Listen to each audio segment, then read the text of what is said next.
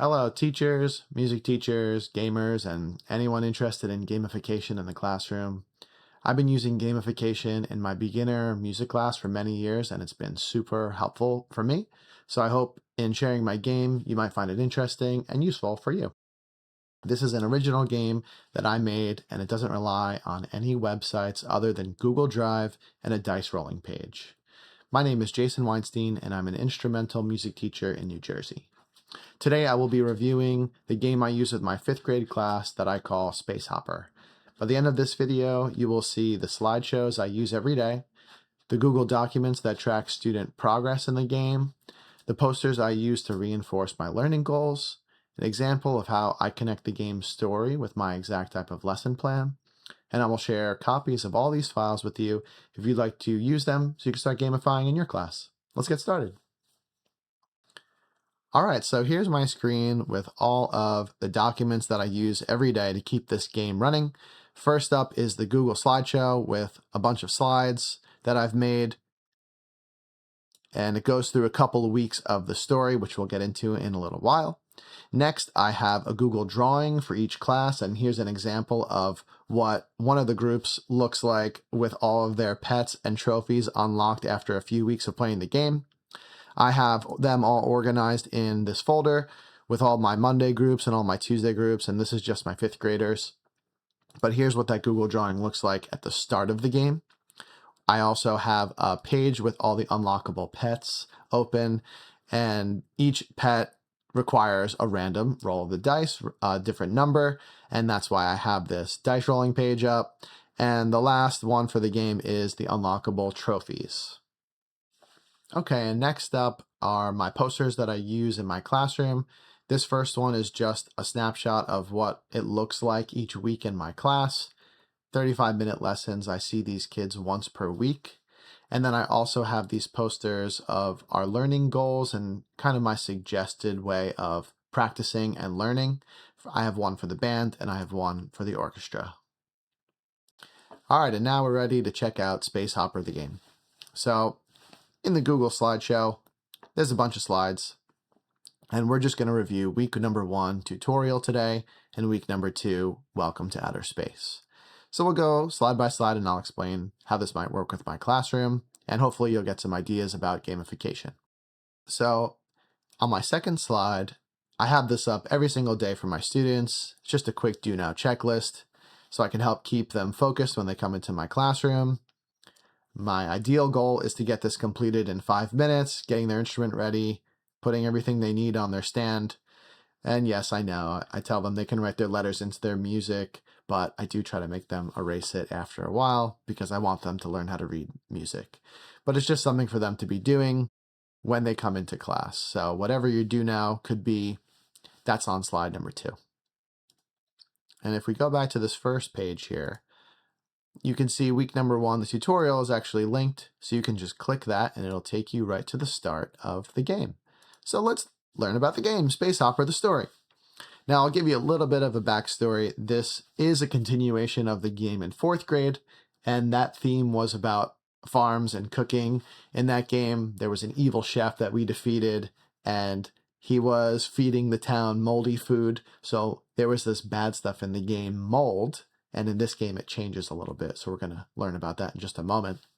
And at the end of the game, they collected a bunch of farm animal pets, and aliens came down and stole them at the end of that year. So this game picks right up where we left off. And if you want to start with this game, Space Hopper, I'm sure you could come up with some story or leave some of that out to begin right here. So Space Hopper, the story, it says, our story begins with our beloved farm pets being stolen by the alien visitors. We had tried our very best to collect the items required to save each pet, but we were unsuccessful in saving them all. Now we must build a spaceship and go after them. And I want to pause here and give you guys a pro tip, okay? If you're using this with your class, please ask your students to read these narrations. They will, if they're like my students, crack you up with the voices they come up with. So that's a really fun thing to do. And I try to call on different students to read the story. All right, so that's the story. That's the backstory for Space Hopper. In this tutorial, it's pretty quick, and it's just going to give you a couple of the really important elements that I'm going to use in this game. So let's go over to the next slide. Okay, and on this second slide, it says, your mission, assemble a spaceship and find a way to rescue the pets. Perfect streaks required. Here's a blueprint. Good luck. Okay, and now we get to space sickness, the bad stuff in the game. It says, being in space too long may have a negative impact on your memory.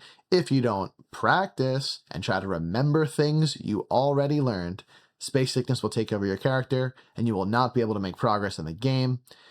Strange behavior also gets you space sickness. This is kind of like my behavior management tool in the game, but it also impacts the entire group if there's too much space sickness, and you can kind of get creative with how you want to use this.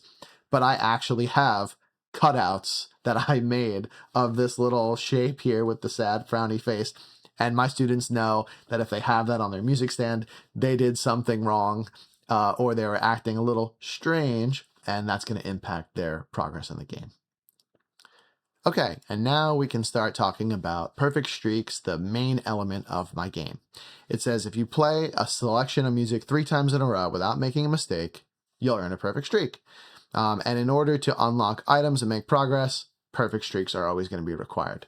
And here's a little important disclaimer right here. It says the game master, which is me and you, if you're going to be using this game or any game, we get to decide what counts as a mistake. So I'm going to just switch over to these steps that I have up here. When I usually tell my students what counts as a mistake, especially for my beginners, I'm really trying to get them to play uninterrupted for a long period of time, even if they're making a bunch of mistakes. So I just tell them, as long as your rhythm is right and your notes, your fingers are right, you're good. It counts as one of the perfect streaks, okay? And then it's great. I mean, if you can connect the notes, if you're articulating, if you're using your tongue and playing it really well, maybe I'll count that as bonus round. Maybe I'll count that as bonus points, but I'm not going to take away points if these things aren't perfect. I get to decide what counts as a mistake. All right, and now on the next page, this is what the perfect streak counters look like. So as we're playing something in class, they're going to unlock each perfect streak one by one. And what I might be asking them to do is, if I go back to this weekly music lesson, at this point of class, I might be asking them to play song number 1 in the book. And as they play it, each time, if it's great, boom, you unlock 1. Boom, you unlock 2. And if you get to 3, you got yourself a perfect streak. And then I always have to reset this before my next class as well.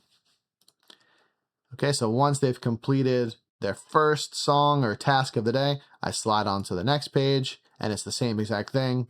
And at this point, maybe we're playing song number 2, or maybe we're moving on to some concert music. And once again, play it once, it's great. Play it twice, it sounds great. But let's hold off here for a minute. Let's say you played it twice and then something goes a little bit wrong. In my case, maybe they played the rhythm really poorly that round, or half of the class forgot the notes halfway through the music. If you've got time and if you want to be accurate to the game, well, that would mean your perfect streak is over and you've got to restart. So the kids usually understand that too. If I ask them and I say, did you guys get that rhythm right? Or was that note? Were all those notes right? They'll be honest and they'll admit it and they know it's time to restart. And this is actually teaching them good practice tools. So that's actually it for the tutorial. Once they've learned how to do perfect streaks, they're kind of getting used to this element of the game. And if they complete successfully all these perfect streaks, then you can say to them, congratulations, you used the blueprints and you made the rocket. Time to launch into outer space and start our quest. And on this last slide here, this is just how I keep track of all the classes who have completed the tutorial, and I can just quickly check and see, because sometimes, it's pretty easy to get lost with it. So I just copy and paste, and I check off the group that completed it, and then I'm good to go. And if you want to check the beginning of the day before you start anything, you can actually just click on this check mark right here. It'll take you right to the tutorial page or the check page, just to quickly review which classes are up to speed on the tutorial and which ones still need to do it. So after the tutorial is complete, that is where we start unlocking items. But in the tutorials case, we're just going to show the students their planet that they're going to be using to collect items and things in the future. And at this point in my class, it's probably the last 5 minutes. They're packing up, they're writing down their homework, and they're probably asking me a bunch of questions about what's coming next. All right, so we are ready to get into week number 2, and you can just click on week number 2 right there. It'll take you to the beginning, which is Welcome to Outer Space. So now that we've arrived and set up camp, let's see if we can find out anything about where our pets could be. So I just tell them start exploring on the planet at this point. Something must be around here, right? Once again, perfect streaks are required. So I've got slide number 1 and slide number 2 with the same mechanic here of unlocking perfect streaks. So you've got to get something right 3 times in a row. This is just the way that I'm asking my students to practice, because I find you can never do too much repetition with these beginners, and it just keeps things a little bit more interesting and engaging for them. So we do that once, we do that twice with whatever song selection that you want to do, and we find a little space hut. And now they've unlocked the next part of the story with their perfect streaks. Okay, and once again, I'll be asking my student volunteers to read this because it will be entertaining. And it says, "Hey there, traveler, you must be lost. Please come in and have some tea." And we see this character here with some tea for us. And he says, "You aren't from around here, are you? What is it you're looking for?" "Oh, you're Earth pets. You shouldn't have left Earth." And now it's your first boss fight in the game. It's the flying purple one-eye.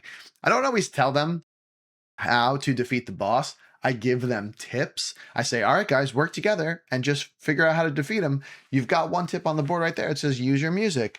And he's got 50 HP. And I will give a little disclaimer here. I actually don't use Google Slides for this game. I never have. This is the first time I'm doing it in Google Slides. I actually use a program called Smart Notes because we used to have smart boards in our classroom. So I love being able to draw. So if you can annotate on the board with this, you can use this to just cross out his health points, and every time they play something, change his health. At this point for the boss fight, the way it works, again, I'm the game master, so I kind of do whatever I want with it. I let them choose a song, and I'll say, okay, we'll see what happens. And they play a song, and I will deduct the points based on this, right? Was the rhythm good? Were the notes good? Did how smooth was the attempt? Did you stay together as a group? And then I might give them a tip, like some actual musical feedback, depending on how well they did. I might say, wow, you guys got a direct hit. Your rhythm was great. Your notes were great. You were using your tongue. You were connecting it all together.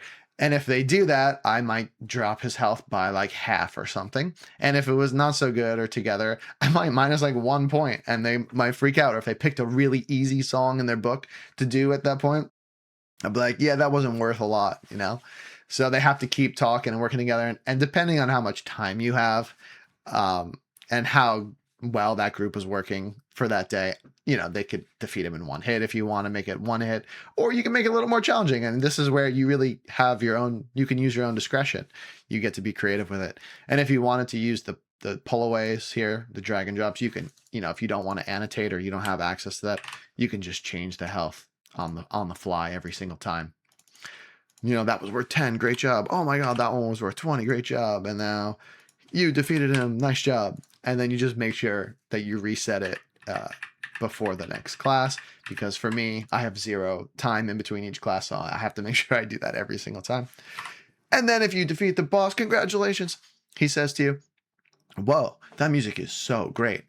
I can't come with you on your journey, but please take one of my farm pets with you instead. Maybe they can help you navigate outer space." And this is where they start to unlock the mystery pets. So I'll probably first, again, copy paste, mark down if my class completed that quest, so I know that they're done. And then I come back over here, and now we get to check out the pet slide or the pet page, and we're going to use the dice roller. And I love to have they'll build some anticipation. I'll say drum roll, please, and we're going to roll the dice. Here we go. And whatever it lands on, I just copy and paste number 4. Ooh, I say that's a rare. Nice. And we copy and paste it, and we put it on to their planet. Got to resize it however you want. It's going to get collected with pets as you go each week. And you got Bob. Nice job. Okay. And that's the end of week number 2 in outer space. And then again, I've got that one linked right here if you want to start from week 2. And if you want to just check who completed it, click on that little check mark. You can see who's completed it real quick if you need to review. Like, that's it. So that's the first 2 weeks of my game Space Hopper. Hope you found it interesting, and I will continue the series with some more planets next time.